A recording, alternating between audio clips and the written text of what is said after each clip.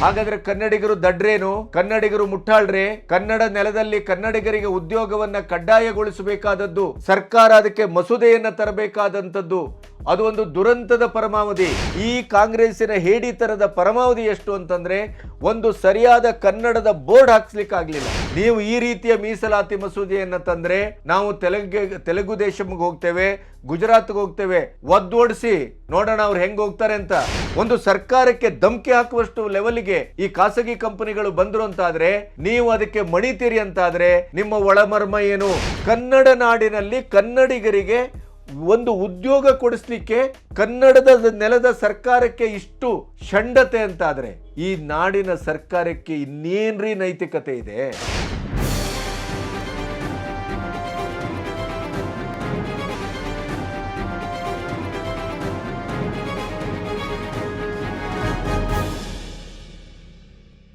ನಮಸ್ತೆ, B Ganapati news ಚಾನೆಲ್ಗೆ ಸ್ವಾಗತ. ಕೊನೆಗೂ ಅನ್ನರಾಮಯ್ಯ ಸಿದ್ದರಾಮಯ್ಯ ಇಡೀದಾದಂಥ ಒಂದು ಇಂಡಸ್ಟ್ರಿಯಲ್ ಮಾಫಿಯಾಕ್ಕೆ ಮಣಿದಿದ್ದಾರೆ. ಟ್ವೀಟ್ ಮಾಡಿದರು, ಕನ್ನಡಿಗರಿಗೆ ಖಾಸಗಿ ಸಂಸ್ಥೆಗಳಲ್ಲಿ, ಕೈಗಾರಿಕೆಗಳಲ್ಲಿ, IT ಕಂಪನಿಗಳಲ್ಲಿ ಮೀಸಲಾತಿಯನ್ನು ಕಡ್ಡಾಯವಾಗಿ ನಾವು ತರ್ತೇವೆ. ಕನ್ನಡಿಗರ ಹಸನಾದ ಬದುಕಿಗೆ ಕಾಂಗ್ರೆಸ್ ಸರ್ಕಾರ ಟೊಂಕ ಕಟ್ಟಿದೆ. ಅದರಲ್ಲೂ ಉಪಮುಖ್ಯಮಂತ್ರಿಗಳು DK ಶಿವಕುಮಾರ್ ಹೇಳಿದರು, ಕನ್ನಡಿಗರ ಸ್ವಾಭಿಮಾನವನ್ನು ಯಾವುದೇ ರೀತಿಯಲ್ಲೂ ಒಂದು ಚೂರು ಅದಕ್ಕೆ ತೊಂದರೆ ಬರದೇ ಇದ್ದ ಹಾಗೆ ರಕ್ಷಿಸಲಿಕ್ಕೆ ಕಾಂಗ್ರೆಸ್ ಸರ್ಕಾರ ಮೊದಲ ಆದ್ಯತೆಯನ್ನು ಕೊಡ್ತದೆ, ಬದ್ಧವಾಗಿದೆ ಅಂತ. ಆದರೆ ಗುರುವಾರ ಅಥವಾ ಶುಕ್ರವಾರ ಮಂಡಿಸಬೇಕಾಗಿದ್ದಂಥ ಕನ್ನಡಿಗರಿಗೆ ಖಾಸಗಿ ಕಂಪನಿಗಳಲ್ಲಿ 75% 100% ಉದ್ಯೋಗ ಕಡ್ಡಾಯ ಮಸೂದೆಯನ್ನು, ಮೀಸಲಾತಿ ಮಸೂದೆಯನ್ನು ನಾವು ತರ್ತೇವೆ ಅಂತ ಸಿದ್ದರಾಮಯ್ಯನವರು ಟ್ವೀಟ್ ಮಾಡಿದಾಗ ಖಾಸಗಿ ಕಂಪನಿಯವರ ವಿರೋಧ ವ್ಯಕ್ತವಾಯಿತು. ಆ ವ್ಯಕ್ತವಾದ ಹಿನ್ನೆಲೆಯಲ್ಲಿ ಟ್ವೀಟನ್ನು ಡಿಲೀಟ್ ಮಾಡಲಾಗಿದೆ.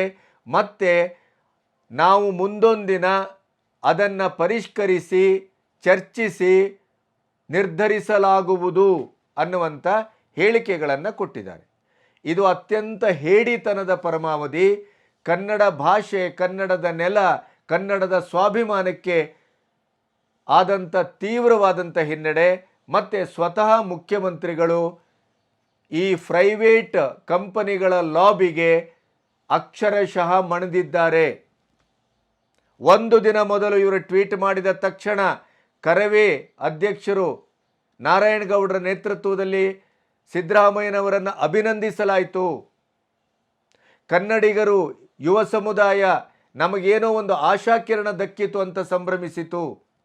ಆದರೆ ಕೇರಳದಿಂದ ವಿರೋಧ, ಅದಕ್ಕಿಂತ ಮುಖ್ಯವಾಗಿ ಅದು ಕಿರಣ್ ಮುಜುಮ್ದಾರ್ ಇರ್ಬೋದು, ಮೋಹನ್ದಾಸ್ ಪೈಗಳಂಥವ್ರು ಇರ್ಬೋದು, ಈ ಥರದ ದಿಗ್ಗಜರು ಮುಖ್ಯಮಂತ್ರಿಗಳ ಮೇಲೆ ಒತ್ತಡವನ್ನು ತಂದರು. ಇದು ಸರ್ವಾಧಿಕಾರಿ ಧೋರಣೆ ಅಂದರು. ಕನ್ನಡಿಗರಿಗೆ ನೀವು ಕೌಶಲ್ಯವನ್ನು ಅಭಿವೃದ್ಧಿ ಮಾಡಿ ಪರಿಣಿತಿಗೊಳಿಸಿ, ಆವಾಗ ತಂತಾನೇ ಕೆಲಸ ಸಿಗತ್ತೆ, ಮೀಸಲಾತಿ ತಂದು ಏನನ್ನ ಮಾಡಲಿಕ್ಕೆ ಹೊರಟಿದ್ದೀರಿ ಅಂತ ಸ್ವತಃ ಮೋಹನ್ದಾಸ್ ಪೈಗಳು ಕೇಳಿದರು. ಇನ್ಫೋಸಿಸ್ನ ಫೌಂಡರಲ್ಲೊಬ್ಬರು. ಅವರು ಕೇಳಿದ್ದು ನನಗಂತೂ ವೈಯಕ್ತಿಕವಾಗಿ ಆಘಾತ ತಂತು. ಹಾಗಾದರೆ ಕನ್ನಡಿಗರು ದಡ್ರೇನು? ಕನ್ನಡಿಗರು ಮುಟ್ಟಾಳ್ರೆ? ಕನ್ನಡ ನೆಲದಲ್ಲಿ ಕನ್ನಡಿಗರಿಗೆ ಉದ್ಯೋಗವನ್ನು ಕಡ್ಡಾಯಗೊಳಿಸಬೇಕಾದದ್ದು, ಸರ್ಕಾರ ಅದಕ್ಕೆ ಮಸೂದೆಯನ್ನು ತರಬೇಕಾದಂಥದ್ದು, ಅದು ಒಂದು ದುರಂತದ ಪರಮಾವಧಿ. ಭಾಷಾ ಒಕ್ಕೂಟದ ಮೇಲೆ ಭಾರತ ಸಿದ್ಧಗೊಂಡದ್ದು. ನಮ್ಮದು ಒಕ್ಕೂಟ ವ್ಯವಸ್ಥೆ ಅನ್ನೋದರ ಅರ್ಥ ಏನು? ಅದರ ಮೂಲ ನೆಲೆ ಏನು? ಭಾಷೆ, ಭಾಷಾವಾರು ಪ್ರಾಂತ್ಯ. ತಮಿಳುನಾಡಲ್ಲಿ, ತೆಲುಗಲ್ಲಿ, ಪ್ರತಿಯೊಂದು ಕಡೆನೂ ಅವರಿಗೆ ಆದ್ಯತೆ ಇದೆ. ನಾವು ಮಾತ್ರ ಅತ್ಯಂತ ನಿಕೃಷ್ಟವಾದ ಸ್ಥಿತಿಯಲ್ಲಿದ್ದೇವೆ. ತುಳು ಕನ್ನಡದ ಭಾಷೆಗೆ ಹೋಲಿಸಿದರೆ ಅದಿವತ್ತು ಯಾವ ಸ್ಥಿತಿಯಲ್ಲಿದೆ ಅಂದರೆ, ಅದರ ಒಟ್ಟು ಬೆಳವಣಿಗೆಯ ಶೇಕಡವಾರು 7.5. ಅದೇ ಇಂಥ ಇತಿಹಾಸ ಇರುವಂಥ 8 ಜ್ಞಾನಪೀಠವನ್ನು ಪಡೆದಂಥ, ಜಗತ್ತಿನ ಲಿಪಿಗಳಲ್ಲಿ ಅತ್ಯಂತ ಸುಂದರ ಲಿಪಿ ಅಂತ ಅನ್ನಿಸಿಕೊಂಡಂಥ ಭಾಷೆ ಕನ್ನಡ ಇವತ್ತು ಕನ್ನಡದ ನೆಲದಲ್ಲಿ ಅದರ ಒಟ್ಟು ಅಸ್ತಿತ್ವದ ಬೆಳವಣಿಗೆಯ ಶೇಕಡವಾರು ಎಷ್ಟು ಅಂತಂದರೆ 3.5. ಅಷ್ಟರ ಮಟ್ಟಿಗೆ ನಾವು ಕುಸಿದು ಕೂತಿದ್ದೇವೆ. ಸಿದ್ದರಾಮಯ್ಯನವರು ಎಂಥ ಒಂದು ಮತಿಗೇಡಿಗಳು ಮತ್ತು ಹೇಡಿಗಳು ಅಂತಂದರೆ, ಒಂದು ಖಾಸಗಿ ಲಾಬಿಗೆ ಮಣಿದು ಒಂದು ಮಸೂದೆಯನ್ನು ಹಿಂದೆ ತೆಗೆದುಕೊಳ್ಳುವಷ್ಟು, ಮಂಡಿಸಲಿಕ್ಕೇನೆ ಭಯಗೊಳ್ಳುವಷ್ಟು ಅತಂತ್ರರಾಗಿದ್ದಾರೆ ಅಂತಂದರೆ ಇದಕ್ಕೆ ಏನನ್ನಬೇಕು? ಮಾನ ಇದೆಯಾ? ಮರ್ಯಾದೆ ಇದೆಯಾ? ಸ್ವಾಭಿಮಾನ ಇದೆಯಾ? ಅಥವಾ ಡಿ ಕೆ ಶಿವಕುಮಾರರು ಹೇಳಿದಾಗೆ ಕನ್ನಡಿಗರ ಸ್ವಾಭಿಮಾನವನ್ನು ಕಾಪಾಡುವುದು ಇದೇ ರೀತಿಯೇನು? ನಮ್ಮ ನೆಲದಲ್ಲಿ ನಮ್ಮ ಹುಡುಗರಿಗೆ, ನಮ್ಮ ಯುವಕರಿಗೆ ಉದ್ಯೋಗ ಇಲ್ಲ ಅಂತಾದರೆ ಮತ್ತೆ ಇವರು ಸಾಧಿಸುವುದೇನು? ಒಂದು ಎಷ್ಟರ ಮಟ್ಟಿಗೆ ಇವತ್ತು ದುರಂತದ ಪರಮಾವಧಿಯಲ್ಲಿ ನಿಂತಿದ್ದೇವೆ ಅಂತಂದರೆ, ICICI ಆಯಿತೋ ಅಥವಾ ನಿಮ್ಮ ಬೇರೆ ಬೇರೆ ಬ್ಯಾಂಕ್ಗಳಲ್ಲಿ ನಮಗೆ ಕ್ರೆಡಿಟ್ ಕಾರ್ಡನ್ನು ನಮ್ಮ ನೆಂಟರ ಹಾಗೆ ಫ್ರೀ ಕೊಡ್ತಾ ಇರುವವರ ಹಾಗೆ ನಮ್ಮನ್ನು ಮೆಸ್ಮರೈಸ್ ಮಾಡಿ ಕ್ರೆಡಿಟ್ ಕಾರ್ಡನ್ನು ಕೊಡಲಾಗ್ತದೆ. ಆಮೇಲೆ ಅದು ಬಿಲ್ ಬಂದಾಗ, ಇತ್ಯಾದಿ ಬಂದಾಗ ನಿಮಗೆ ತಮಿಳು ಬರುತ್ತಾ, ತೆಲುಗು ಬರುತ್ತಾ, ಹಿಂದಿ ಬರುತ್ತಾ, ಇಂಗ್ಲೀಷ್ ಬರುತ್ತಾ ಅಂತ ಕೇಳ್ತಾರೆ. ಕನ್ನಡ ಬರುತ್ತಾ ಅಂತ ಕೇಳುವ ಮಾತೇ ಇಲ್ಲ. ಕನ್ನಡದಲ್ಲಿ ನಾವು ಮಾತಾಡ್ತೇವೆ ಅಂತಂದರೆ ನಮಗೆ ಆಪ್ಷನ್ನು ಕೂಡ ಇಲ್ಲ. ಈ ಕಾಂಗ್ರೆಸ್ಸಿನ ಹೇಡಿತನದ ಪರಮಾವಧಿ ಎಷ್ಟು ಅಂತಂದರೆ, ಒಂದು ಸರಿಯಾದ ಕನ್ನಡದ ಬೋರ್ಡ್ ಹಾಕ್ಸ್ಲಿಕ್ಕಾಗಲಿಲ್ಲ. ಇವತ್ತಿಗೂ 60% ಕನ್ನಡ, 40% ಅನ್ಯ ಭಾಷೆ ಅಂತೇನು ಕರವೇ ಹೋರಾಟ ಮಾಡಿದಾಗ ಅದಕ್ಕೊಂದು ಸಂಧಾನ ಸೂತ್ರ ಮಾಡಿ, ಅದಕ್ಕೊಂದು ದಿನ ನಿಗದಿ ಮಾಡಿ ಬೋರ್ಡ್ ಹಾಕಬೇಕು ಅಂತ ಹೇಳಿದರು. ನೀವು ಯೋಚನೆ ಮಾಡಿ, ಕರ್ನಾಟಕದ ರಾಜಧಾನಿಯಲ್ಲಿ 70%ಕ್ಕೂ ಹೆಚ್ಚು ಇವತ್ತು ಬೇರೆ ಭಾಷೆಯ ಅಂದರೆ ಇಂಗ್ಲೀಷ್ನಲ್ಲೇ ಇದೆ ಬೋರ್ಡು. ಅಂದರೆ ಒಂದು ಬೋರ್ಡ್ ಹಾಕಿಸುವಂಥ ಯೋಗ್ಯತೆ ಇಲ್ಲ. ಈಗ ನೋಡಿದರೆ ಕನ್ನಡದವರಿಗೆ ಖಾಸಗಿ ಕಂಪನಿಗಳಲ್ಲಿ, IT ಕಂಪನಿಗಳಲ್ಲಿ ಒಂದು ಮೀಸಲಾತಿಯ ಆಧಾರದ ಮೇಲೆ ಅದಕ್ಕೆ ಚರ್ಚೆ ಮಾಡಿರಿ. 75%, 25, 30, 40 C ಮತ್ತು D ಗ್ರೂಪಲ್ಲಿ ಕೂಡ ಇವತ್ತು ಖಾಸಗಿ ಕಂಪನಿಗಳಲ್ಲಿ ನಮ್ಮ ಕನ್ನಡಿಗರಿಗೆ ಉದ್ಯೋಗ ಇಲ್ಲ. ಅಂಥ ದರಿದ್ರ ಮತ್ತು ದಾರುಣ ಸ್ಥಿತಿ ಇದೆ. ಇದೇ ಮೋಹನ್ದಾಸ್ ಪೈ ಅವರು ಹೇಳ್ತಾರಲ್ಲ, ನೀವು ಕೌಶಲ್ಯಾಭಿವೃದ್ಧಿಯನ್ನು ಮಾಡಿ. ಹಾಗಾದರೆ ನಮ್ಮ ಕನ್ನಡಿಗರಲ್ಲಿ ಕೌಶಲ್ಯಾಭಿವೃದ್ಧಿ ಅಥವಾ ಕೌಶಲ್ಯ ಇಲ್ಲವೇನು? ಕನ್ನಡಿಗರೆಲ್ಲ ಮತಿಹೀನರೇನು? ಕನ್ನಡಿಗರೆಲ್ಲ ದಡ್ರೇನು? ಹಾಗಾದರೆ ಇದೇ ಕನ್ನಡ ನಾಡಿನಲ್ಲೇ ವಿಶ್ವೇಶ್ವರಯ್ಯನಂತವ್ರು ಬಂದಿಲ್ವೇ? ಇದೇ ಕನ್ನಡ ನಾಡಿನಲ್ಲೇ ಉಡುಪಿಯಿಂದ UR ರಾವ್ ಅಂತ ವಿಜ್ಞಾನಿ ಬಂದಿಲ್ವೇನೋ? ಎಂತೆಂಥವ್ರು ಬಂದಿಲ್ಲ ಕನ್ನಡ ಶಾಲೆಯಿಂದ. ಇದೇ ಮೋಹನ್ದಾಸ್ ಪೈ ಅವರು ಇತ್ತು ಮಾತಾಡ್ತಾ ಇದ್ದಾರಲ್ಲ, ನೀವು ಎಲ್ಲಿಯವರು? ಯಾವ ಊರಿನವರು? ನೀವೇನನ್ನು ಮಾತಾಡ್ತಿದ್ರಿ? ನಿಮ್ಮ ಮಾತೃಭಾಷೆ ಯಾವುದು? ಅಥವಾ ಈ ಕನ್ನಡದಲ್ಲಿ ಬಂದಂಥ ಇದೇ ಕಂಪನಿಗಳು ನೀವು ಈ ರೀತಿಯ ಮೀಸಲಾತಿ ಮಸೂದೆಯನ್ನು ತಂದರೆ ನಾವು ತೆಲುಗು ದೇಶಕ್ಕೆ ಹೋಗ್ತೇವೆ, ಗುಜರಾತ್ಗೆ ಹೋಗ್ತೇವೆ, ಒದ್ದೋಡಿಸಿ ನೋಡೋಣ ಅವ್ರು ಹೆಂಗೆ ಹೋಗ್ತಾರೆ ಅಂತ. ವಿಶಾಖಪಟ್ಟಣಮದಲ್ಲಿ ಹೋಗಿ ಇವರು ಫ್ಯಾಕ್ಟ್ರಿ ಮಾಡ್ತಾರೋ ಅಥವಾ ಸಂಸ್ಥೆ ಕಟ್ತಾರೋ, ಅಥವಾ ಹಸಿರು ನಾಡು, ತಂಪಿನ ನಾಡು ಇದೇ ನಮ್ಮ ಬೆಂಗಳೂರು. ಈ ಬೆಂಗಳೂರಲ್ಲಿ ಇದ್ದುಕೊಂಡು ಇವರು ಮುಂದುವರಿಸ್ತಾರ? ನೋಡ್ಬಿಡ್ಬೋದಿತ್ತಲ್ಲ ಸಿದ್ದರಾಮಯ್ಯನವರೇ. ಯಾರು ಹೋಗ್ತಾರೆ ಅಂತ ಹೋಗೋರಿಗೆಲ್ಲ ಸೋಡಾ ಚೀಟಿ ಕೊಟ್ಟು ಕಳಿಸಿ. ಎಲ್ಲಿಗೆ ಹೋಗ್ತಾರೆ ನೋಡೋಣ. ಆಣೆಗಳ ಲೆಕ್ಕದಲ್ಲಿ ರೈತರಿಂದ ಜಮೀನು ತಗೊಂಡ್ರಿ, ಅದನ್ನಿವತ್ತು ರಿಯಲ್ ಎಸ್ಟೇಟ್ ಮಾಡ್ತಾ ಇದ್ದಾರೆ ಇದೇ ಖಾಸಗಿ ಕಂಪನಿಗಳು, ಮಲ್ಟಿನ್ಯಾಷನಲ್ ಕಂಪನಿಗಳು. ದೇಶದಲ್ಲಿದ್ದರೂ ಕೂಡ ವಿದೇಶದಲ್ಲಿದ್ದಂಥ ಒಂದು ಹಮ್ಮು ಬಿಮ್ಮು ದರ್ಪವನ್ನು ತೋರಿಸ್ತವೆ. ಒಂದು ಸರ್ಕಾರಕ್ಕೆ ಧಮಕಿ ಹಾಕುವಷ್ಟು ಲೆವೆಲ್ಗೆ ಈ ಖಾಸಗಿ ಕಂಪನಿಗಳು ಬಂದರು ಅಂತಾದರೆ, ನೀವು ಅದಕ್ಕೆ ಮಣಿತೀರಿ ಅಂತಾದರೆ ನಿಮ್ಮ ಒಳಮರ್ಮ ಏನು? ಒಳ ಹೊಂದಾಣಿಕೆ ಏನು? ದುಡ್ಡು ಕಾಸು ಇದೆಯಾ? ಇನ್ನಿತರ ಯಾವ ರೀತಿಯಲ್ಲಿ ಹೊಂದಾಣಿಕೆ ಮಾಡ್ಕೊಂಡು ಆಡಳಿತ ಮಾಡ್ತಾ ಇದ್ದೀರಿ? ಹಾಗಾದರೆ ಅವರಿಗೆ ಇಷ್ಟು ಭಯ ಪಡುವಂಥ ಅವಶ್ಯಕತೆ ಏನಿದೆ? ಇದೇ ನೀವು ಯಾವುದೋ ಫ್ರಾನ್ಸಿಗೋ, ಜರ್ಮನಿಗೋ, ಅಮೆರಿಕಕ್ಕೋ ಇವತ್ತೊಂದು ಓದ್ಲಿಕ್ಕೆ ಹೋಗಬೇಕು ಅಂತಂದರೆ ಅಲ್ಲಿಯ ಸ್ಥಳೀಯ ಭಾಷೆಯ ಪರೀಕ್ಷೆಯನ್ನು ಅಥವಾ ಇಂಗ್ಲೀಷ್ ಪರೀಕ್ಷೆಯನ್ನು ಅವರು ಪಾಸ್ ಮಾಡಿ ಹೋಗಬೇಕು ಅಂತ ಕಡ್ಡಾಯ ಇದೆ. ಅದನ್ನು ಒಪ್ಕೊಳ್ತಾರೆ. ಕರ್ನಾಟಕಕ್ಕೆ ಯಾಕೆ ಇದು? ಕರ್ನಾಟಕ ಅಂದರೆ ಏನು ಮಾಡಿದ್ರು ನಡೀತದೆ ಅಂತಲಾನ? ನಿಮಗೆ ನಮ್ಮ ನೀರು ಬೇಕು, ಜಲ ಬೇಕು, ನೆಲ ಬೇಕು, ಗಾಳಿ ಬೇಕು, ಬೆಳಕು ಬೇಕು, ಸರ್ಕಾರದ ಎಲ್ಲ ಸೌಲಭ್ಯಗಳು ಬೇಕು. 50, 100, 1000 ಎಕರೆಗಳನ್ನು ಅತ್ಯಂತ ಜುಜುಬಿ ಬೆಲೆಗೆ ತಗೊಂಡು ಫ್ಯಾಕ್ಟ್ರಿ ಕಟ್ತೀರಿ, ದುಡ್ಡು ಮಾಡ್ತೀರಿ. ಒಂದು ಕನಿಷ್ಠ ಮಟ್ಟದ ಅಲ್ಲಿಯ ಅಟೆಂಡರ್ ಕೆಲಸಕ್ಕೆ, ಕ್ಲರ್ಕ್ ಕೆಲಸಕ್ಕೆ ನಮಗೆ ಕೆಲಸ ಕೊಡ್ತಾ ಇಲ್ಲ. ಇದೇ ರೀತಿ MRPL ಆಯಿತು ದಕ್ಷಿಣ ಕನ್ನಡದಲ್ಲಿ, ಉಷ್ಣ ವಿದ್ಯುತ್ ಸ್ಥಾವರ ಇದೇ ರೀತಿ ಆಯಿತು. ಎಲ್ಲವನ್ನ ನೆಲ ಕೊಟ್ಟೆವು, ಜಲ ಕೊಟ್ಟೆವು, ಅದಕ್ಕೆ ಕ್ಯಾನ್ಸರನ್ನು ಬಳುವಳಿಯಾಗಿ ಪಡ್ಕೊಂಡೆವು. ಶ್ವಾಸಕೋಶದ ಕ್ಯಾನ್ಸರು ಅತಿ ಹೆಚ್ಚು ಇವತ್ತು ಈ 2 ಫ್ಯಾಕ್ಟ್ರಿಗಳಿಂದ ಆಗ್ತಾ ಇದೆ. ಅಲ್ಲಿ ಜನಜೀವನ ಸಂಪೂರ್ಣ ನಾಶ ಆಗಿ ಹೋಗಿದೆ. ಜಲ ಕಂಪ್ಲೀಟ್ ಮಲಿನಗೊಂಡಿದೆ. ಅರಬ್ಬಿ ಸಮುದ್ರವೂ ಮಲಿನಗೊಳ್ತಾ ಇದೆ. ಇಂಥದ್ದನ್ನು ಮಾಡಿ ಕೊನೆಗೂ ನಾವು ಸಾಧಿಸಿದ್ದೇನು ಅಂತಂದರೆ, ಕರಾವಳಿಯ ಮಂಗಳೂರಿನ ಕನ್ನಡಿಗರಿಗೆ 10% ರಿಂದ 15% ಕೂಡ ಕೆಲಸ ಸಿಕ್ಕಿಲ್ಲ. ಬೇರೆ ಕಡೆಯಿಂದ ಎಲ್ಲರನ್ನು ಆಮದು ಮಾಡಿಕೊಂಡು ಕೆಲಸ ಮಾಡಿಸ್ತಾ ಇದ್ದಾರೆ. ಈ ದುರಂತವನ್ನು ನೋಡಿಯೇ ಕನ್ನಡ ಸಂಘಟನೆಗಳು, ಕನ್ನಡಿಗರು ಧ್ವನಿ ಎತ್ತಿದ್ದು ಹೋರಾಟ ಮಾಡಿದರು. ಆದರೆ ಇವತ್ತು ಮಸೂದೆಯನ್ನು ಜಾರಿಗೆ ತರುವ ಧೈರ್ಯ, ಧೀಮಂತಿಕೆ ಬಿಡಿ. ನಿಜವಾಗಿ ಹೇಳಬೇಕು ಅಂದರೆ ಮಸೂದೆ ತರುವ ಅಗತ್ಯವೇ ಇರಲಿಲ್ಲ. ನೀವು ಸುಗ್ರೀವಾಜ್ಞೆ ತರಬೇಕಿತ್ತು.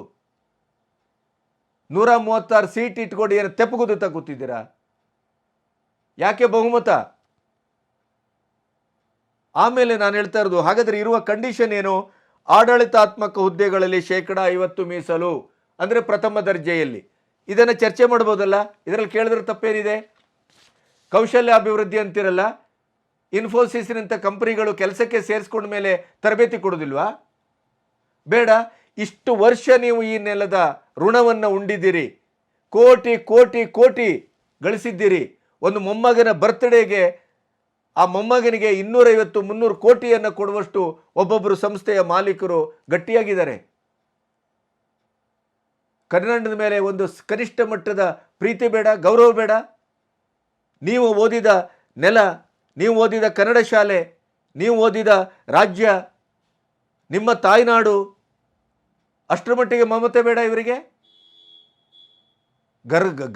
ಸರ್ಕಾರವನ್ನೇ ಹೆದರಿಸ್ತೀರಿ, ಬೇರೆ ರಾಜ್ಯಕ್ಕೆ ಹೋಗ್ತೇವೆ ಅಂತ ಧಮಕಿ ಹಾಕ್ತೀರಿ. ಹೋಗೋದಿದ್ರಿ ಇಷ್ಟರ ಒಳಗೆ ಹೋಗ್ತಿದ್ರಿ ನೀವು. ಬೆಂಗಳೂರಿನಂಥ ಒಂದು ಅದ್ಭುತವಾದಂಥ, ಆರೋಗ್ಯಪೂರ್ಣವಾದಂಥ ಮತ್ತು ಸಕಲ ಸೌಲಭ್ಯಗಳು ಇರುವಂಥ ಜಾಗ ನಿಮಗೆ ಮತ್ತೊಂದಿಲ್ಲ. ಸಿದ್ದರಾಮಯ್ಯನವರಿಗೆ ಒಂದು ಮತಿಶುದ್ಧತೆ ಇದ್ದಿದ್ದರೆ ಇವರಿಗೆ ಒಂದು ವಾರ್ನಿಂಗ್ ಮಾಡ್ತಿದ್ರು ಅವರು. ಏನು ಮಾಡ್ತೀರಿ ನೀವು? ಎಲ್ಲಿಗೆ ಹೋಗ್ತೀರಿ? ಹೋಗಿ ನೋಡೋಣ. ಅದು ಹೇಳುವ ತಾಕತ್ತಿಲ್ಲ. ಯಾಕೆ ಹೇಳಿ? ನಿಮಗೆ ನಿಮ್ಮದೇ ಆದಂಥ ದೌರ್ಬಲ್ಯ ಇದೆ. ಅದಕ್ಕಿಂತ ಮುಖ್ಯವಾಗಿ ನಿಮಗೆ ಹೈಕಮಾಂಡಿಂದ ಫೋನ್ ಬರುತ್ತೆ. ಕೇರಳದವನು ಹೂಂಕರಿಸ್ತಾನೆ. 25 ವರ್ಷ ವೆಸ್ಟ್ ಬೆಂಗಾಲಲ್ಲಿ ಜ್ಯೋತಿ ಬಸು ಅವರ ಆಡಳಿತದಲ್ಲಿ ಏನಾಯಿತು? ವೆಸ್ಟ್ ಬೆಂಗಾಲ್ ಏನು ಉದ್ಯೋಗ ಸೃಷ್ಟಿ ಮಾಡಿದ್ರಿ? ಇದ್ದ ಎಲ್ಲ ಕಾರ್ಖಾನೆಗಳನ್ನು ಮುಚ್ಚಿದ್ರಿ, ಜನಜೀವನವನ್ನು ಅಸ್ತವ್ಯಸ್ತ ಮಾಡಿದ್ರಿ. ಕೇರಳದಲ್ಲೂ ಈಗ ಅದನ್ನೇ ಮಾಡ್ತಾ ಇದ್ದೀರಿ. ಇಂಥ ಒಂದು ಕೇರಳದ ಸರ್ಕಾರದವರಿಗೆ ಅವರಲ್ಲಿಯೇ ಸರಿಯಾಗಿ ಉದ್ಯೋಗವನ್ನು ಸೃಷ್ಟಿ ಮಾಡಲಿಕ್ಕಾಗಿಲ್ಲ, ಸುಭಿಕ್ಷವಾಗಿ ದೇಶವನ್ನು, ನಾಡನ್ನು ಕಟ್ಟಲಿಕ್ಕಾಗಿಲ್ಲ. ದೇಶದ್ರೋಹಿಗಳನ್ನು ಸಾಕ್ತಾ ಇದ್ದೀರಿ, ಭಯೋತ್ಪಾದಕರನ್ನು ಸಾಕ್ತಾ ಇದ್ದೀರಿ, ಧರ್ಮದ ಹೆಸರಿನಲ್ಲಿ ದೇಶದ ಅಖಂಡತೆಗೆ ಕನ್ನ ಕೊರೆಯುವ ಕೆಲಸ ಮಾಡ್ತಾ ಇದ್ದೀರಿ. ಅಂಥ ದರಿದ್ರ ಕೇರಳ ಸರ್ಕಾರ ನಮ್ಮನ್ನು ವಿರೋಧಿಸುವ, ಈ ಮಸೂದೆಯನ್ನು ವಿರೋಧಿಸುವಂಥ ಕೆಲಸಕ್ಕೆ ಕೈ ಹಾಕ್ತದೆ. ಅದಕ್ಕೆ ಕೂಡ ಒಂದು ಸರಿಯಾದಂಥ ಪ್ರತಿಕ್ರಿಯೆ ಕೊಡುವಂಥ ಧಾಷ್ಟ್ಯ ಇಲ್ಲ ಈ ಸರ್ಕಾರಕ್ಕೆ. ಆಡಳಿತಾತ್ಮಕವಲ್ಲದ ಹುದ್ದೆಗಳಲ್ಲಿ 75%, ಅಂದರೆ ಪ್ರಥಮ ದರ್ಜೆದಲ್ಲ ಇದು, ಈ ಕ್ಲರ್ಕು ಗಿರ್ಕು ಈ ಥರದ್ದು. ಆಮೇಲೆ ಕರ್ನಾಟಕದಲ್ಲಿ ಹುಟ್ಟಿರಬೇಕು, ತಪ್ಪೇನೋ? ಅಥವಾ 15 ವರ್ಷ ನಾಡಿನಲ್ಲಿ ವಾಸವಾಗಿರಬೇಕು, ಹೌದು. ಇವತ್ತು 25-30 ವರ್ಷ ಕರ್ನಾಟಕದಲ್ಲಿ ಬದುಕಿ ಬಾಳಿ ಮನೆ, ಮಠ, ಫಾರ್ಮ್ ಹೌಸು ಎಲ್ಲವನ್ನೂ ಮಾಡಿಕೊಂಡು ಕೂಡ ಒಂದು ಸುಟ್ಟುಕೊಂಡು ತಿನ್ಲಿಕ್ಕೆ ಕನ್ನಡ ಭಾಷೆ ಬರೋದಿಲ್ಲ. ಅದನ್ನು ಕೂಡ ಸಹಿಸ್ತಾ ಇದೆ ಈ ನೆಲ. ಕನಿಷ್ಠ ಮಟ್ಟದ ಕನ್ನಡದ ವ್ಯಾವಹಾರಿಕ ಭಾಷೆ ಬರೋದಿಲ್ಲ. ಆಯಿತು, ಮಸೂದೆಯನ್ನು ಕೈ ಬಿಡ್ತಾ ಇದ್ದೀರಲ್ಲ, ಇನ್ನು ಬರೋದಿಲ್ಲ ಬಿಡಿ, ಅದು ಇತಿಹಾಸ.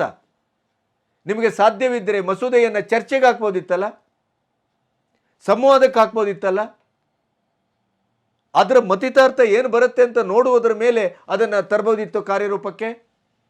ಕನ್ನಡ ನಾಡಿನಲ್ಲಿ ಕನ್ನಡಿಗರಿಗೆ ಒಂದು ಉದ್ಯೋಗ ಕೊಡಿಸ್ಲಿಕ್ಕೆ ಕನ್ನಡದ ನೆಲದ ಸರ್ಕಾರಕ್ಕೆ ಇಷ್ಟು ಷಂಡತೆ ಅಂತಾದರೆ, ಇಷ್ಟು ನಿರ್ವೀರ್ಯತೆ ಅಂತಾದರೆ, ಇಷ್ಟು ಒಂದು ಹೆದರಿಕೆ ಮತ್ತು ಒಂದು ರೀತಿಯ ಮಾನಗೇಡಿತನ ಅಂತಾದರೆ, ಈ ನಾಡಿನ ಸರ್ಕಾರಕ್ಕೆ ಇನ್ನೇನ್ರಿ ನೈತಿಕತೆ ಇದೆ? ಇನ್ನೇನ್ರಿ ನಿಮಗೆ ಸ್ವಾಭಿಮಾನ ಇದೆ? ನಿಮಗೆ ಅಧಿಕಾರದಲ್ಲಿರುವಂಥ ಯಾವ ಹಕ್ಕಿದೆ ನಿಮಗೆ ಹೇಳಿ? ಏನು ಮಾಡಬಾರದು ಮಾಡಿದಾರ ಇಲ್ಲಿ? ಅಮೂಲ್ ಬಂದಾಗ ಏನು ಮಾಡಿದ್ರಿ? ನಂದಿನಿ ರೈತರಿಗೆ ಅನ್ಯಾಯ ಆಯಿತು, ಸ್ಥಳೀಯವಾಗಿ ಇದ್ದಂಥ ಸಂಸ್ಥೆ ಬೆಳೆಬೇಕು, ಸ್ಥಳೀಯರಿಗೆ ಉದ್ಯೋಗ ಸಿಗಬೇಕು ಅಂತ ಹೋರಾಟ ಮಾಡಿದ್ರಿ ಕಾಂಗ್ರೆಸ್ನವರು. ಈಗ ಕರವೇ, ಕರ್ನಾಟಕದ ರಕ್ಷಣಾ ವೇದಿಕೆ ಮತ್ತು ಕನ್ನಡದ ಸಂಘಟನೆಗಳು ಕನ್ನಡದ ಹಿತವನ್ನು ಸ್ವಾಭಿಮಾನದ ನೆಲೆಯಲ್ಲಿ ಕಾಯಲಿಕ್ಕೆ ಹೊರಟಂಥ ಪ್ರತಿಯೊಂದು ಸಂಘಟನೆಗಳು, ಕನ್ನಡದ ಸ್ವಾಭಿಮಾನಿ ಯುವಕ ಯುವತಿಯರು ಈ ವಿಷಯದಲ್ಲಿ ಆತ್ಯಂತಿಕವಾದಂಥ ಸರ್ಕಾರದ ಕುತ್ತಿಗೆ ಹಿಡಿಯುವಂಥ ಒಂದು ಉಗ್ರವಾದಂಥ ಪ್ರಬಲವಾದಂಥ ಹೋರಾಟವನ್ನು ಸಾಮೂಹಿಕವಾಗಿ ಮಾಡಬೇಕಾದ ಅಗತ್ಯ ಇದೆ. ಯಾಕೆಂತಂದರೆ ಈ ಸರ್ಕಾರ ಕನ್ನಡದ ಸ್ವಾಭಿಮಾನಕ್ಕೆ ಬೆಂಕಿ ಹಚ್ಚಿದೆ. ಕನ್ನಡದ ನೆಲದ ಮಕ್ಕಳಿಗೆ ಬದುಕನ್ನು ಕೊಡಬೇಕು ಅನ್ನುವಂಥ ಕನಿಷ್ಠ ಮಟ್ಟದ ಜವಾಬ್ದಾರಿಯಿಂದ ನುಣುಚಿಕೊಂಡಿದೆ. ಖಾಸಗಿ ಸಂಸ್ಥೆಗಳೊಟ್ಟಿಗೆ ಶಾಮೀಲಾಗಿದೆ. ಇಂಥ ಒಂದು ದರಿದ್ರ ಸರ್ಕಾರವನ್ನು ಯಾವತ್ತೂ ನೋಡಿಲ್ಲ. 136 ಸೀಟಿನ ಒಂದು ಬಹುತ್ವ ಇದೆ, ಅಷ್ಟರ ಮಟ್ಟಿಗೆ ಬಹುಮತ ಇದೆ. ಯಾವುದೇ ಕಾನೂನನ್ನು, ಯಾವುದೇ ಮಸೂದೆಯನ್ನು ಮಂಡಿಸಿ ಅದನ್ನು ಜಾರಿಗೊಳಿಸುವಂಥ ತಾಕತ್ತಿದೆ. ಆದರೆ ಹೇಡಿತನದ ಪರಮಾವಧಿ, ಯಾವುದೇ ರೀತಿಯಲ್ಲೂ ಅಡಿಯ ಮುಂದಿಡೆ ಸ್ವರ್ಗ, ಅಡಿಯ ಹಿಂದಿಡೆ ನರಕ ಅಂತ ಮೋದಿಯವರು ಅಡಿಯನ್ನು ಮುಂದಿಟ್ಟರೆ, ಕೆಲವೊಂದು ರೈತ ಕಾನೂನು ಅಥವಾ ರೈತ ಮಸೂದೆ ಇತ್ಯಾದಿಯನ್ನು ಬಿಟ್ಟರೆ ಎಲ್ಲಿಯೂ ಇಂಥ ಒಂದು ನಿರಾಭಿಮಾನವನ್ನು, ದೇಶದ್ರೋಹಿ ಅಥವಾ ದೇಶದ ಸ್ವಾಭಿಮಾನಕ್ಕೆ ಧಕ್ಕೆ ತರುವಂಥ ಯಾವ ಕೆಲಸವನ್ನು ಮಾಡಿಲ್ಲ. ನಿಂತಲ್ಲಿ ಕುಂತಲ್ಲಿ ಮೋದಿಯನ್ನು ಬೈಯುವಂಥ ಇದೇ ರಾಜ್ಯ ಸರ್ಕಾರದ ಮುಖಂಡರು, ಕರ್ನಾಟಕದ ಕಾಂಗ್ರೆಸ್ಸಿನ ಮುಖಂಡರು ಇವತ್ತು ಕನ್ನಡದ ಭಾಷೆಯನ್ನು, ಕನ್ನಡದ ನೆಲವನ್ನು, ಕನ್ನಡಿಗರನ್ನು ಸಂಪೂರ್ಣವಾಗಿ ನಿರ್ವೀರ್ಯಗೊಳಿಸುವಂಥ, ಶೇಮ್ ಆಗುವಂಥ, ಅವಮಾನ ಆಗುವಂಥ ಹೆಜ್ಜೆಯನ್ನು ಇಟ್ಟಿದ್ದಾರೆ. ಟ್ವೀಟನ್ನು ಡಿಲೀಟ್ ಮಾಡ್ತಾರೆ. ನಾವು ಮಂಡಿಸಬೇಕಾದ ಕಾಯ್ದೆಯಿಂದ ಅಥವಾ ಮಸೂದೆಯಿಂದ ಈ ರೀತಿಯ ನಿರ್ಲಜ್ಜತೆಯಿಂದ ಹಿಂಸರಿತಾರೆ. ಇದು ಚರಿತ್ರೆ. ಹಗರಣ ಮೇಲೆ ಹಗರಣ, ಹಗರಣ ಮೇಲೆ ಹಗರಣ. ಆ ಹಗರಣಗಳೆಲ್ಲವನ್ನ ಎಲ್ಲೋ ಒಂದು ಕಡೆ ಮುಚ್ಚಿಕೊಳ್ಳಿಕ್ಕೆ ಈ ಮಸೂದೆಯನ್ನು ತರ್ತೇವೆ ಅನ್ನುವಂಥ ಯಾವುದೋ ಒಂದು ನಾಟಕ ಆಡ್ದಂಗೆ ಕಂಡಿತು. ಅದರಿಂದ ಈಗ ಹಿಂಸರಿತಾ ಇದ್ದಾರೆ. ಇನ್ನು ಕನ್ನಡ ಓದಲು ಬರೆಯಲು ಬರಬೇಕು, ತಪ್ಪೇನು? ನೀವು ಎಲ್ಲೇ ಕೆಲಸ ಮಾಡಿ, ಏನೇ ಆಗಿರಲಿ, ಯಾವುದೇ ಭಾಷಿಕರಾಗಿರಲಿ, ನೀವು ಕನ್ನಡವನ್ನು ಓದಬೇಕು, ಬರೆಯಬೇಕು. ಅದರಲ್ಲಿ ತಪ್ಪೇನಿದೆ? ನೋಡಲ್ ಏಜೆನ್ಸಿ ಕನ್ನಡ ಪರೀಕ್ಷೆಯಲ್ಲಿ ತೇರ್ಗಡೆ ಆಗಿರಬೇಕು, ಆಗ್ಬಿಡ್ವೆ? ಬೇರೆ ಬೇರೆ ದೇಶಕ್ಕೆ ಹೋಗುವಾಗ ಪರೀಕ್ಷೆಯನ್ನು ಬರೆದು ಹೋಗುದಿಲ್ವೇನು? ಈ ಪರೀಕ್ಷೆಯಲ್ಲಿ ತೇರ್ಗಡೆ ಆಗಬೇಕು ಅನ್ನುವಂಥ ಒಂದು ಮಸೂದೆಯಲ್ಲಿದ್ದಂಥ ಪಾಯಿಂಟು ತಪ್ಪೇನಿದೆ ಅಂತ ಕೇಳ್ತೇನೆ ನಾನು. ತಪ್ಪೇನಿದೆ?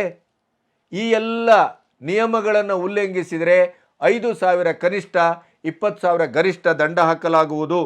ಇದಿದೆ ಮಸೂದೆಯಲ್ಲಿ. ತಪ್ಪೇನಿದೆ? ಇದರ ಮೇಲೆ ಚರ್ಚೆ ಆಗ್ಬೋದಲ್ಲ? ಸಂವಿಧಾನ ಅಂತೀರಿ, ದೇಶ ಅಂತೀರಿ, ಒಕ್ಕೂಟ ಅಂತೀರಿ. ಒಕ್ಕೂಟ ದೇಶದ ಮೂಲ ತಳಹದಿಯೇ ಭಾಷಾವಾರು ಪ್ರಾಂತ್ಯ, ಭಾಷೆಯ ಮೇಲೆ ನಿಂತಿದೆ. ಹಿಂದಿಯನ್ನೇ ಯಾಕೆ ವಿರೋಧಿಸ್ತೀರಿ? ಹಾಗಾದರೆ ಕನ್ನಡದಲ್ಲಿ ರೈಲ್ವೆ ಪರೀಕ್ಷೆ ಬರೆಯಿರಿ ಅಂತಂದರೆ ಅದಕ್ಕೂ ಅವಕಾಶ ಕೊಡೋದಿಲ್ಲ.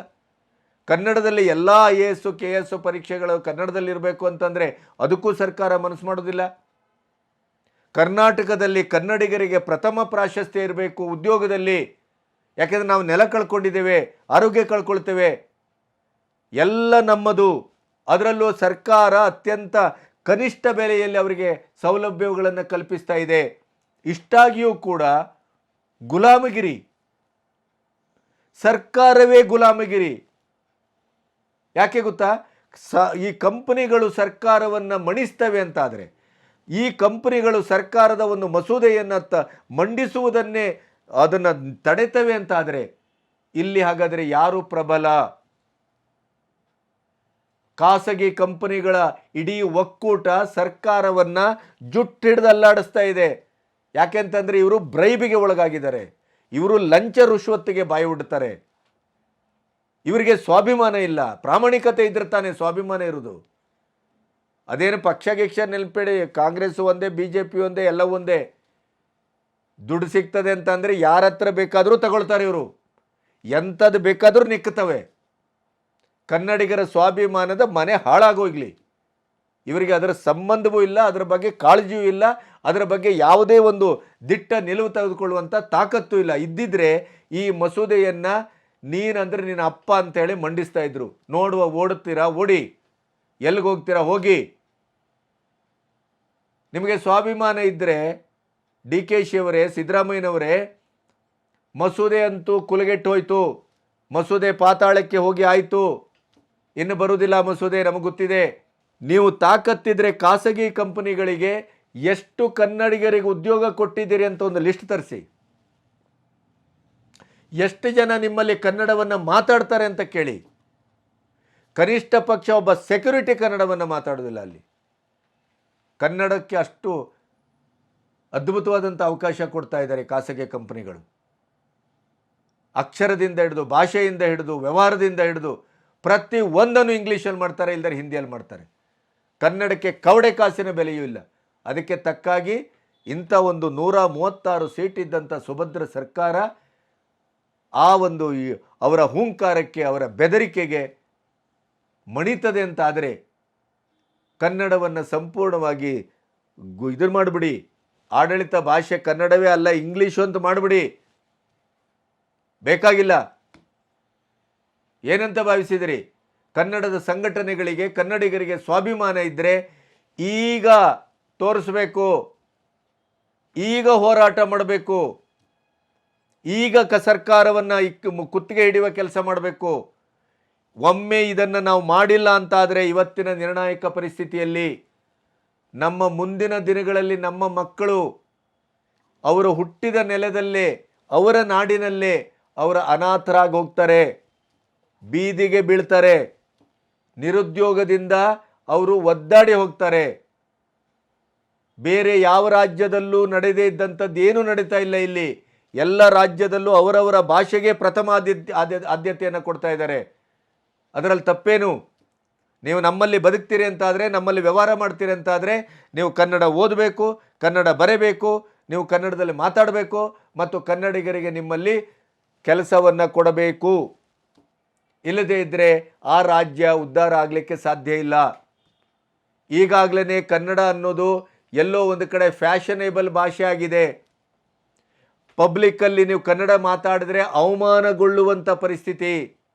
ಇದೇ ಖಾಸಗಿ ಕಂಪನಿಯಲ್ಲಿ ಕನ್ನಡದಲ್ಲಿ ಮಾತಾಡದ ಅನ್ನುವ ಕಾರಣಕ್ಕಾಗಿ ಹೊಡೆತ ತಿಂದವರಿದ್ದಾರೆ, ಅವಮಾನವನ್ನು ಅನುಭವಿಸೋರಿದ್ದಾರೆ.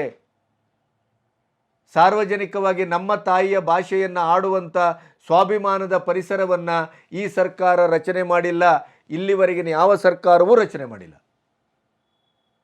ಅಂಥದ್ರಲ್ಲಿ ಒಂದು ಕನ್ನಡಿಗರಿಗೆ ಉದ್ಯೋಗ ಕೊಡುವಂಥ ಒಂದು ಮಸೂದೆಯನ್ನು ಮಂಡನೆ ಮಾಡಬೇಕು ಅಂತ ಹೊರಟ ಸರ್ಕಾರ ಕೊನೆಯ ಗಳಿಗೆಯಲ್ಲಿ ಈ ಖಾಸಗಿ ಕಂಪನಿಗಳ ಒಕ್ಕೂಟದ ಒಂದು ಧಮಕಿಗೆ ಹೆದರ್ತದೆ ಅಂತಾದರೆ ಈ ಸರ್ಕಾರದ ಹೇಡಿತನಕ್ಕೆ, ನಿರ್ಲಜ್ಜತನಕ್ಕೆ, ನಾಡದ್ರೋಹಕ್ಕೆ ಸತ್ಯವಾಗಿ ಹೇಳ್ತೇನೆ ಅತ್ಯಂತ ಹೇಸಿಗೆ ಅಂತ ಅನ್ನಿಸ್ತದೆ. ಮತ್ತು ನಮ್ಮ ಕನ್ನಡಿಗರಿಗೆ ಉಳಿಗಾಲ ಇಲ್ಲ ಅನ್ನೋದು ಸಿದ್ದರಾಮಯ್ಯನವರ ಈ ನಿರ್ಧಾರದಿಂದ ಭಾಳ ಸ್ಪಷ್ಟವಾಗಿದೆ. ಈಗಲೂ ನಾವು ಕನ್ನಡದ ಇಡೀ ನೆಲದ ಮಕ್ಕಳು ಹೋರಾಟವನ್ನು ಮಾಡದೇ ಇದ್ದರೆ, ಇನ್ನೊಂದು ಗೋಕಾಕ್ ಚಳವಳಿಯ ರೀತಿಯಲ್ಲಿ ನಾವು ಚಳವಳವನ್ನು ಮಾಡದೇ ಇದ್ದರೆ ಕರ್ನಾಟಕದಲ್ಲಿ ನಮಗೆ ಅಸ್ತಿತ್ವ ಇಲ್ಲ. ಇದು ನಿರ್ಣಾಯಕ ಸ್ಥಿತಿಯಲ್ಲಿ ನಿಂತಿದ್ದೇವೆ. ಈಗೆಲ್ಲೋದ್ರು ಸಾಹಿತಿಗಳು, ಬುದ್ಧಿಜೀವಿಗಳು, ಎಡಪಂಥೀಯರು ಇಡೀ ಸಿದ್ದರಾಮಯ್ಯನವರನ್ನು ಅನ್ನರಾಮಯ್ಯ, ದಲಿತರ ಆಶಾಕಿರಣ, ಈ ನಾಡಿನ ಭಾಗ್ಯೋದಯ ಅಂತ ಮಹಾಮಹಾ ಸಾಹಿತಿಗಳೆಲ್ಲ ತಮಟೆ ಬಡಿತಾ ಇದ್ರಲ್ಲ, ಅವ್ರು ಹಿಂದೆ ನಿಂತ್ಕೊಂಡು ಅಧಿಕಾರಕ್ಕಾಗಿ, ಹಣಕ್ಕಾಗಿ, ಅವಕಾಶಕ್ಕಾಗಿ, ಪ್ರಶಸ್ತಿಗಾಗಿ ಎಲ್ಲೋದ್ರಿ? ಕನ್ನಡ ಪ್ರಾಧಿಕಾರ ಏನನ್ನತ್ತೆ, ಸಂಸ್ಕೃತಿ ಇಲಾಖೆ ಏನನ್ನತ್ತೆ, ಏನು ಹೇಳುತ್ತೆ, ಕನ್ನಡ ಪರಿಷತ್ತು ಯಾವ ನಿರ್ಧಾರ ತಗೊಳ್ತದೆ, ನಮ್ಮ ರೈತ ಮತ್ತು ದಲಿತ ಮೂಮೆಂಟು ಹೋರಾಟಗಳು ಅದರ ಮುಖಂಡರು ಎಲ್ಲಿದ್ದಾರೆ, ಏನು ಮಾಡ್ತಾ ಇದ್ದಾರೆ, ಏನು ಮಾತಾಡ್ತೀರಿ ಇದ್ರ ಬಗ್ಗೆ? ಪ್ರತಿಯೊಬ್ಬರ ನಿಜ ಬಣ್ಣ ಈಗ ಹೊರಗೆ ಬೀಳ್ತದೆ ನೋಡಿ. ಈ ವಿಷಯದಲ್ಲಿ ಸರ್ಕಾರದ ವಿರುದ್ಧ, ಸರ್ಕಾರದ ನಿರ್ಣಯದ ವಿರುದ್ಧ, ಸರ್ಕಾರದ ನಿರ್ಧಾರದ ವಿರುದ್ಧ ಈಗಲೂ ಪ್ರತಿಭಟನೆ ಮಾಡಿಲ್ಲ, ಮಾತೆತ್ತಿಲ್ಲ, ಧ್ವನಿ ಎತ್ತಲಿಲ್ಲ ಅಂತಾದರೆ ಇವರೆಲ್ಲರೂ ಸರ್ಕಾರದ ಊಳಿಗದ ಆಳುಗಳು, ಇದು ನಿಶ್ಚಿತ. ಈಗ ಲಿಟ್ಮಸ್ ಟೆಸ್ಟ್ ಆಗತ್ತೆ ಇದು. ಯಾರ್ಯಾರು ಹೇಗೆ ಇವರ ಸ್ವಾಭಿಮಾನ, ಕನ್ನಡಾಭಿಮಾನ, ಸಾಹಿತ್ಯಾಭಿಮಾನ ಏನು ಈಗ ಗೊತ್ತಾಗುತ್ತೆ. ಗೊತ್ತಾಗಬೇಕು. ಸರ್ಕಾರದ ಈ ಒಂದು ನಡವಳಿಕೆಯನ್ನು, ಮಸೂದೆಯನ್ನು ಮಂಡಿಸಲಿಕ್ಕೆ ಹೊರಟಂಥ ಪರಿಸ್ಥಿತಿಯಲ್ಲಿ ಅದನ್ನು ಪ್ಯಾಸಿಸ್ಟ್ ಅಂತಾರೆ. ಒಂದು ಕಂಪನಿಯ ಜವಾಬ್ದಾರಿಯುತವಾದ ಸ್ಥಾನದಲ್ಲಿದ್ದವರು ಸರ್ವಾಧಿಕಾರಿ ಧೋರಣೆ, ಪ್ಯಾಸಿಸ್ಟ್ ಮನೋಭಾವ.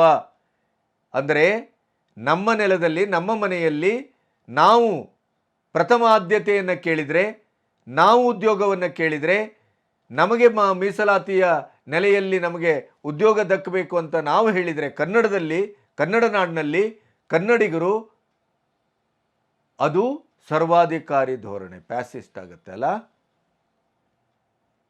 ಇದನ್ನೂ ಸಹಿಸ್ತಾರೆ ಸಿದ್ದರಾಮಯ್ಯನವರು, ಏನು ಅನ್ನೋದಿಲ್ಲ. ಅವರು ಸೀದಾ ಸಾದಾ ಟ್ವೀಟನ್ನು ಡಿಲೀಟ್ ಮಾಡಿದ್ದಾರೆ, ಮಸೂದೆಯನ್ನು ಬಣ್ಣನೆ ಮಾಡುವಂಥ ನಿರ್ಧಾರದಿಂದ ಹಿಂದೆ ಸರಿದಿದ್ದಾರೆ ಅಷ್ಟೇ.